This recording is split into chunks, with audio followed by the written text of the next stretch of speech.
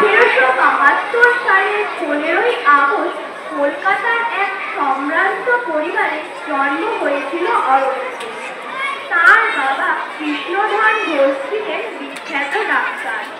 শৈশবে অরবিন্দ ইংল্যান্ডের নামি দামি শিক্ষা প্রতিষ্ঠানে লেখাপড়া করেন। একাধিক বিদেশি ভাষায় পণ্ডিত হয়েও তিনি স্বদেশে ফিরে ভালো সরকারি চাকরি প্রত্যাখ্যান করেন। বরোদা কলেজের সহকারী অধ্যক্ষের দায়িত্বে থাকাকালীন বিপ্লবী নেতা ঠাকুর সাহেবের সঙ্গে তার পরিচয় হয়। বিপ্লবী মন্ত্রের দীক্ষা নিয়ে তিনি হলেন বিপ্লবী দেশনায়ক।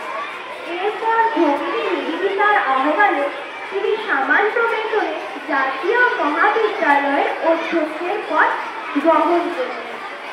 এর কিছুদিনের মধ্যে আলিপুর বোমা মামলায় জড়িয়ে পড়ায় পুলিশ তাকে গ্রেফতার করে।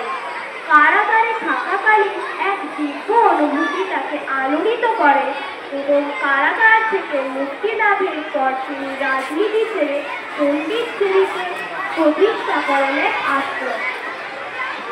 তার কর্ম ও ভক্তিযোগের নিয়োগ সাধনার মধ্য দিয়ে তিনি দিব্য জীবন লাভ করলেন এবং নিজের অনুভূতিকে জাগিয়ে তুললেন একের পর এক বই লেখার মাধ্যমে।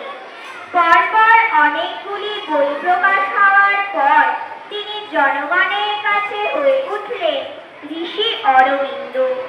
সাবিত্রী ও লাইফ ডিভাইন হল তার লেখা উল্লেখযোগ্য দুটি বই।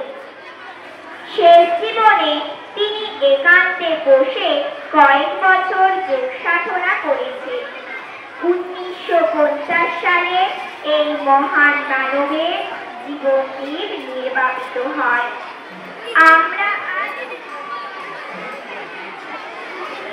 আমরা আজ গর্বিত তার ভাবাদর্শে প্রতিষ্ঠিত আমাদের এই বিদ্যালয় আলোর বিদ্যালয়। আমরা তাকে শতকোটি প্রণাম জানাই।